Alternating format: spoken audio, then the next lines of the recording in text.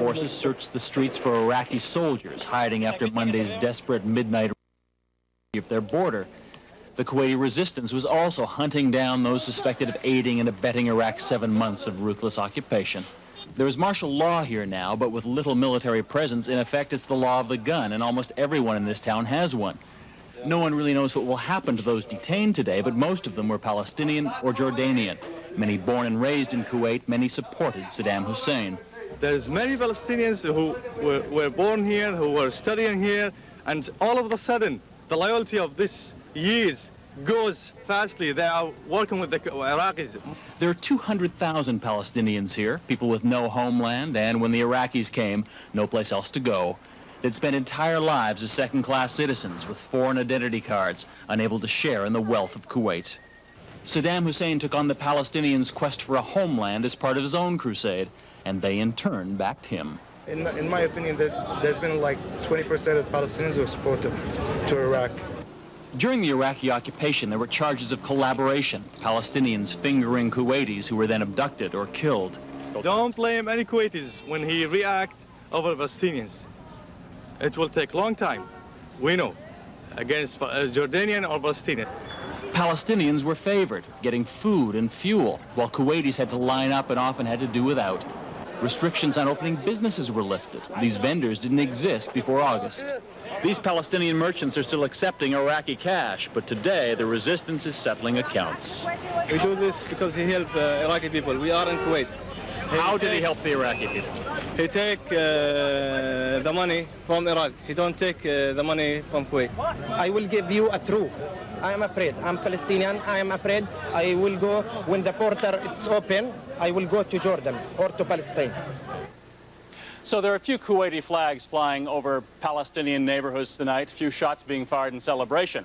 There are roadblocks and searches, and the growing concern that the Kuwaiti government might use martial law to get rid of at least some Palestinians altogether. Bob? Thank you, Bob. For Americans, this is a weekend of relief that the shooting is virtually over and that the casualty count is very low. But in small towns and big cities, there are also funerals and memorials for those who did die and homecomings for the wounded. Bob McNamara is in one of those cities. At Denver's Buckley Air National Guard Base, Jose Correa stood in the windy night welcoming home the first of America's 217 combat wounded soldiers. 3 had been injured by friendly fire. 24-year-old specialist Kim Ta suffering shrapnel wounds to the legs. I think it's unfortunate that it happened. I'm a little angry, but it's in any war there's bound to be some friendly fire, so I take it as it comes. And how do you feel about being home now? I'm super glad to be home. I miss home a lot, and glad to be here. In Denver, as elsewhere today, was a Support the Troops rally. I'm proud of them people over there. And God bless the USA. There it is. There it is. Here, mothers of sons in the Gulf were especially grateful to General Norman Schwarzkopf. Man of the decade, Stormin' Norman, because he's bringing our troops home safely, and he did a great job. Still, on many quiet American streets today, this is a sad time for the 89 lives lost. I think it's kind of ironic that so few died and out of so many, and one of them just happened to be my son. Larry Dillon's Korean-born son, Sergeant Young Min Dillon, died of wounds suffered in a firefight just 1 day before the Gulf ceasefire. I don't believe that he fought for oil or fought for politics. He fought for freedom, and it wasn't only in Kuwait, or not only for Kuwaiti freedom, but for freedom around the world. And for that, I'm proud of him. Young Min Dillon leaves a 6-month-old son, Daniel, and a wife expecting their second child in July. Bob McNamara, CBS News, Denver.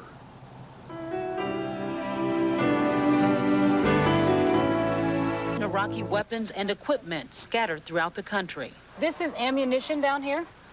He says that they retreated very quickly. They couldn't get their equipment to take them with them.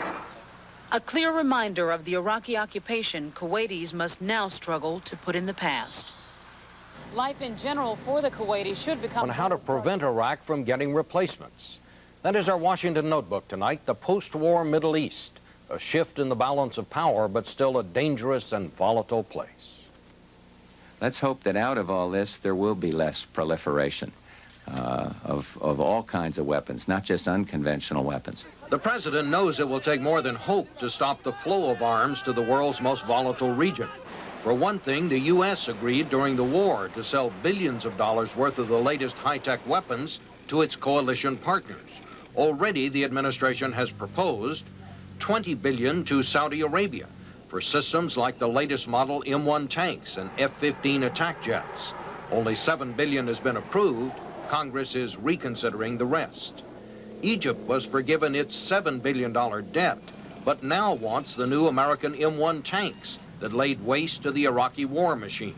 These are the Toyotas of the arms industry, and the stuff the Soviets have isn't very good.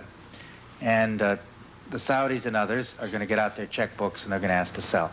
To Israel, where spanking new Patriot missiles were rushed to defend against Scud attacks, requests for new F-15s and munitions up to $1 billion worth.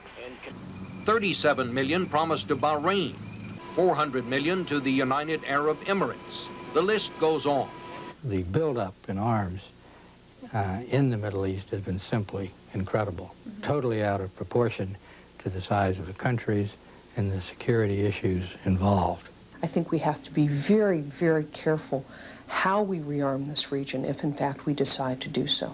The experts predict that the stability the end of the war has brought to the Gulf won't last long. Traditional rivalries are bound to resume, raising the specter that arms supplied to our allies for defense could one day be used for offense.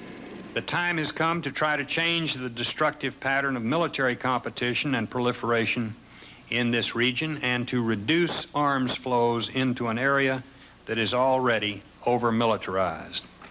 That's precisely why some arms experts say controls will never work in the Middle East unless all weapons-producing countries join in to limit weapons not just to Iraq, but throughout the region.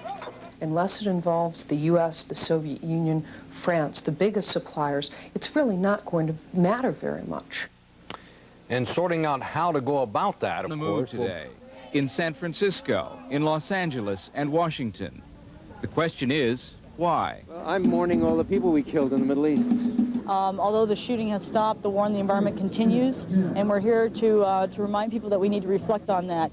To President Bush, the peace marchers are out of step with the rest of the country. There isn't any anti-war movement out there. The president likes to pretend we don't exist, but we do. We don't want a peace war.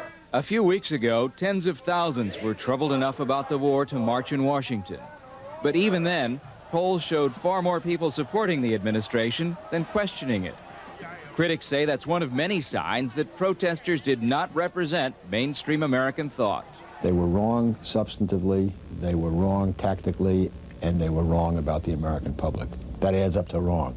Activists argue instead that America ought to spend more on problems like education and the environment rather than war machinery. Our demands remain the same: to bring the troops home now and to spend the money for jobs and housing and human needs, education, AIDS research, here at home where it's needed.